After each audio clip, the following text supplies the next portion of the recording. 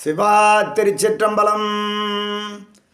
சிவனடியார்களுக்கும் சிவபக்தர்களுக்கும் இந்த திருவையாறு பதிகத்தை அடியேன் ஒரு நிமிடத்தில் படித்து காட்டுகிறேன். இது பொதுவாக எல்லாரும் பாடுபவர்கள். அதை கேட்ட பிறகு அடியேன் பாடுவதையும் சிறிது சிந்தித்து பாருங்கள். எது பிடித்திருக்கிறதோ அதை தொடருங்கள். மாதர் பிறை கண்ணியானை மலையான் மகளோடும் பாடி பொதோடு நீர் சுமந்தேத்தி